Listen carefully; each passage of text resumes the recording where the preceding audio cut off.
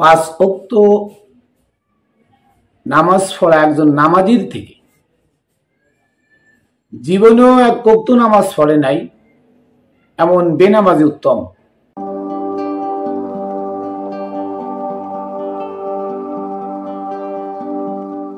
প্রিয় বন্ধুরা, দেশে বিদেশে যারা যেখানে আছেন সকলকে জানাই Khatune Jannat TV YouTube channel, Facebook page ও রামবেলের পক্ষ থেকে শুভেচ্ছা অভিনন্দন। আমি সর্বপ্রথম লাখো কোটি শুকরিয়া ও সালাম জ্ঞাপন করি আকায়ে নামদার তাজেদার মদিনা মোহাম্মদ মুস্তফা আহমদ মুস্তফা সাল্লাল্লাহু আলাইহি ওয়াসাল্লামের পাক রওজায়, আহলে বায়াতের 4 সদস্যের পাক রওজায়, বাবা সুলতানুল আউলিয়া শাহ আলী বগদাদী রহমতুল্লাহ আলাইহির পাক রওজায় এবং আমার মুর্শিদ মানিক চাঁদ শাহ রহমতুল্লাহ আলাইহির পাক কদমে। প্রিয় বন্ধুরা, আপনারা জানেন যে সমাজ প্রচলিত যে নামাজ, রোজা, হজ, যাকাত, কুরবানি পালন করে, এই প্রচলিত নামাজির থেকে একজন বেনামাজি অনেক উত্তম। আসলে আমার এই কথাটা বলা যুক্তিযুক্ত নাকি অযৌক্তিক সেটা আপনারা বিচার করবেন, তার জন্য এই কথাগুলো বলা।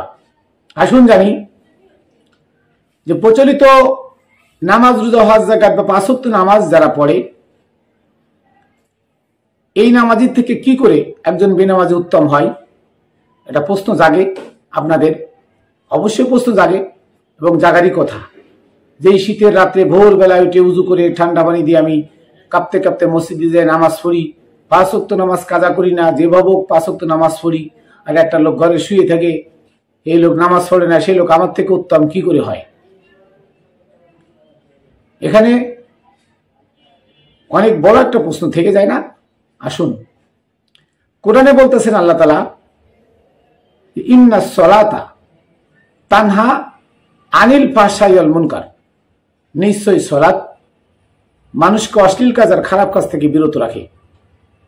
ভালো করে শুনবেন, কোরআনে আছে 3টা সূরায়, 3-4টা সূরায় আছে, সূরা বনী ইসরাইল, সূরা নূর আর সূরা সম্ভবত হিজরে, 3টা সূরায় আছে যে ইন্নাস সালাতা তানহা আনিল ফাহশাই ওয়াল মুনকার, সালাত মানুষকে অশ্লীল কাজ, খারাপ কাজ থেকে বিরত রাখতে পারে।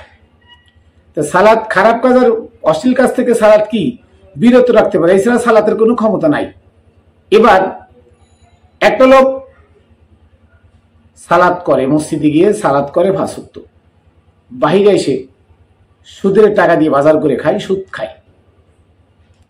আর অপরদিকে আরেকটা লোক জীবনে মসজিদে যায় না নামাজ পড়তে, তার কোটি কোটি টাকা আছে, সে মানুষকে, গরিব অসহায় মানুষ বিপদে পড়লে তাকে কর্জে হাসানা দেয়, সুদ খায় না। তাহলে যে ব্যক্তি সালাত করলো, সুদও খাইল, ওই ব্যক্তি থেকে যে ব্যক্তি ঘরে বসে থেকে সুদ থেকে মুক্ত রইল, খারাপ কাজ থেকে মুক্ত রইল, এই ব্যক্তি উত্তম না নামাজি উত্তম? বেনামাজি উত্তম না নামাজি উত্তম? আপনাদের কাছে প্রশ্ন। যে আল্লাহ বলছে সালাত মানুষকে অশ্লীল কাজ আর খারাপ কাজ থেকে বিরত রাখে, তাহলে সুদ খাওয়া কি হারাম? তো সালাত করলেন আল্লাহর হুকুম, আল্লাহর হুকুম আপনি পালন করলেন, সালাত করলেন, আল্লাহর হুকুম, ভালো কথা। সালাত, সে সালাত করে যদি আপনি সুদ খান, তা আল্লাহর হুকুম একটা পালন করছেন আর একটা ভঙ্গ করছেন, তাহলে কটা হলো? একটা পালন করছেন আর একটা ভঙ্গ করছেন। তাহলে আপনি সালাত করে যে সব পাইলেন আর আল্লাহর হুকুম অমান্য করে তার থেকে বেশি গুনাহগার হইলেন। তাহলে আপনার অপরাধ 2টা। কয়টা হইল অপরাধ? 2টা। যে একটা সালাত করছেন, আল্লাহর হুকুম পালন করেন, আল্লাহর হুকুম ভালো কথা, আর একটা হচ্ছে আল্লাহ বলছে ঘুষ খেও না, সুদ খেও না, আপনি সুদ খাইলেন। তো আল্লাহর হুকুম মানা আর না মানা কি সমান সমান হইল না? যে একটা সৎ কাজ করলেন, সৎ কাজের বিপরীতে আর একটা অসৎ কাজ করলেন, আর আল্লাহ বলছে সালাত মানুষকে অশ্লীল কাজ, খারাপ কাজ থেকে বিরত রাখতে পারে। অতএব আপনি সালাত করে অশ্লীল কাজ করলেন, তাহলে আপনার তো সালাত হয়নি। তাহলে আপনি কার সালাত করেছেন? আল্লাহর ভয় আপনার ভিতরে নাই, আপনি আল্লাহকে ভালোবাসেন না, আল্লাহকে বিশ্বাস করেন না, আল্লাহর যে বিধান, আপনি বেহেশতের আশায় সালাত করেছেন, আপনি দুজকের ভয়ে সালাত করেছেন, আপনি হুরের লোভে সালাত করেছেন, কিন্তু আল্লাহর হুকুম যে সুদ খাওয়া এটা আপনি বন্ধ করেন নাই, তার মানে আপনার সালাত হয় নাই, আপনি ডাবল গুনাহগার। তাহলে আপনার থেকে ওই ব্যক্তি উত্তম যে ব্যক্তি ঘরে বসে থেকে সুদ থেকে মুক্ত মানুষকে কর্জে হাসানা দিয়েছে কিন্তু সুদ খায় নাই। তাহলে নামাজির থেকে বেনামাজি উত্তম কিনা?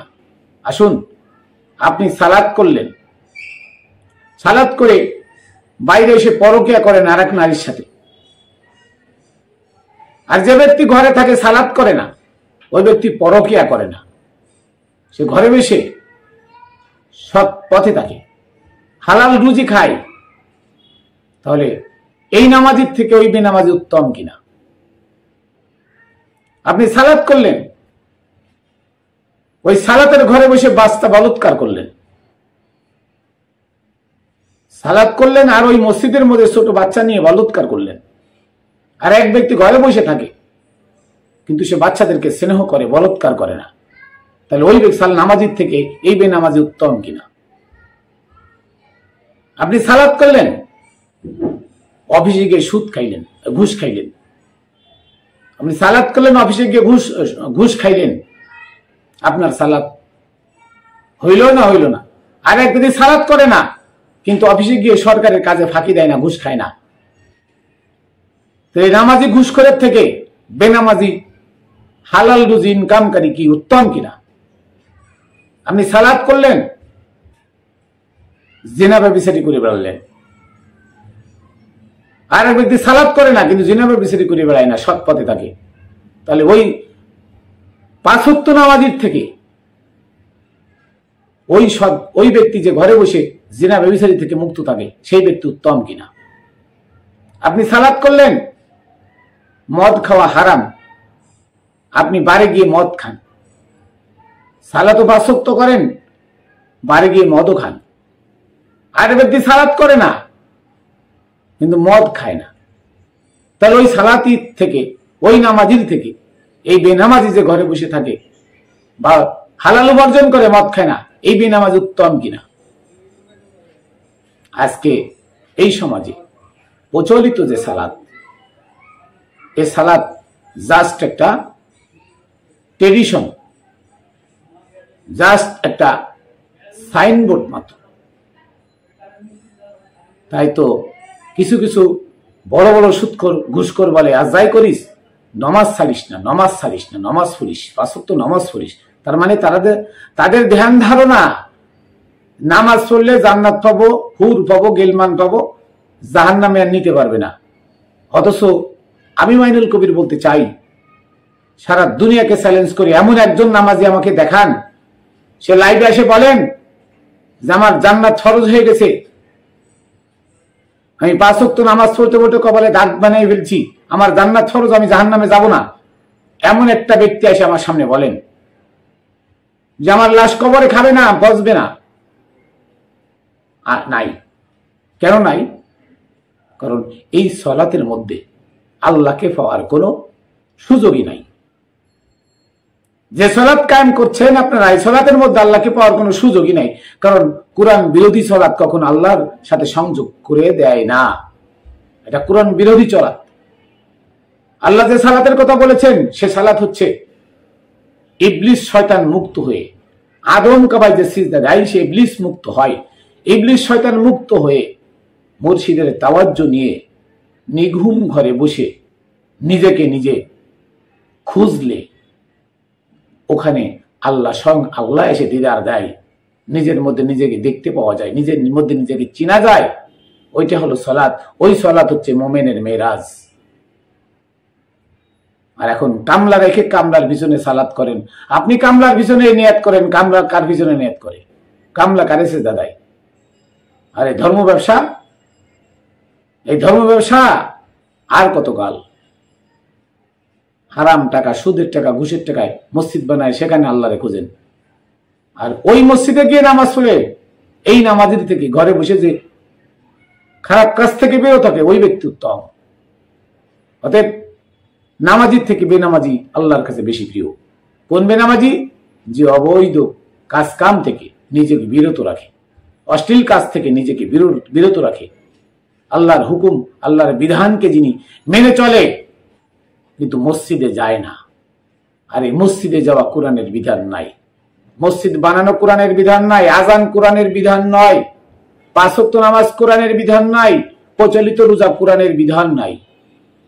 তাহলে আপনি কোন নামাজ পড়ছেন, কোন বিধান করছেন? আপনার এই শরিয়াতের প্রচলিত যে আইন আপনি বাস্তবায়ন করছেন, এটা ওমরের শরিয়াত, এটা 3 খলিফার শরিয়াত, এটা মুয়াবিয়া ইয়াজিদের শরিয়াত, এটা মারওয়ান আব্দুল মালিক হাজ্জাজ বিন ইউসুফের শরিয়াত, এটা আব্দুল হক নজদির শরিয়াত, এক কথা এটা ইংরেজদের শরিয়াত। অতএব এই শরিয়াতে আল্লাহকে পাওয়া যায় না।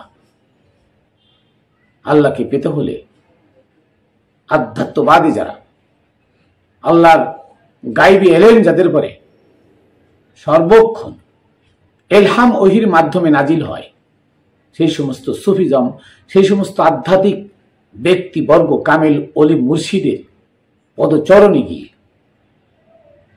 নিজেকে আত্মসমর্পণ করলে সে নামাজি হয়, সেই সৎপথের প্রতীক হয়, ওই ব্যক্তি আল্লাহর সান্নিধ্য পায়। আর প্রচলিত আইনে যা নামাজ রোজা হচ্ছে এগুলো সব ওমরের খেলাফত, খলিফাদের খেলাফত, এইগুলো দিয়ে আল্লাহকে পাওয়া যায় না। যদি যেত তাহলে আজকে 1450 বছর ধরে ওমরের খেলাফতের খলিফারা আল্লাহর নৈকট্য পেত, কেউ পায় নাই, এবং কারোর লাশ কবরে আস্ত নাই, ফসে গলে ভ্যানিশ হয়ে গেছে। তার মানে এই খলিফাতের মানে খলিফাদের বা খেলাফতের প্রচলিত শরিয়াত যে খেলাফতের আইনে চলে, এর মধ্যে আল্লাহর কোনো বিধান নাই, রসুলের কোনো আদর্শ নাই। অতএব এই প্রচলিত 5 ওয়াক্ত নামাজ যে পড়ে, সেই নামাজের থেকে একজন বেনামাজি ঘরে বসে সৎ উপার্জন করে আল্লাহর হুকুম মেনে চলা, সেই ব্যক্তি আল্লাহর কাছে বেশি প্রিয়। আমি জানি আপনারা গালি দিবেন, কিছু যায় আসে না, কিন্তু সত্য কথা বলতে হয়, তাই বললাম। ওমরের শরিয়াত, ওমরের প্রচলিত শরিয়াতের 5 ওয়াক্ত নামাজি, হজ, যাকাত, কুরবানি করা ব্যক্তি থেকে একজন বেনামাজি ঘরে বসে সুদ, ঘুষ, হারাম, হালাল, জিনা, ব্যভিচারী, অত্যাচার, লুণ্ঠন, এই সব কিছু থেকে বেঁচে থাকে যে ব্যক্তি, ওই ব্যক্তি আল্লাহর কাছে বেশি প্রিয় এবং ওই ব্যক্তি নাজাতি। যাই হোক, আমি অনেক কথা বলে ফেললাম। আমি আমার ভুল ত্রুটি, যদি ভুল কোনো কথা বলে থাকি ক্ষমা চেয়ে নিচ্ছি। আবারও জানাই Khatune Jannat TV YouTube channel ও ফেসবুক পেজের পক্ষ থেকে শুভেচ্ছা, অভিনন্দন। এবং আমি আমার শেষ সালাম পাক পাঞ্জাতনের পাক রওজায়, বাবা শাহ আলীর পাক রওজায় এবং আমার মুর্শিদ মানিক চাঁদ শাহ রহমতুল্লাহ আলাইহির পাক কদমে রেখে এখানে শেষ করছি। আবার দেখা হবে অন্য কোনো ভিডিওতে। ওমা তৌফিক ইল্লা বিল্লাহ।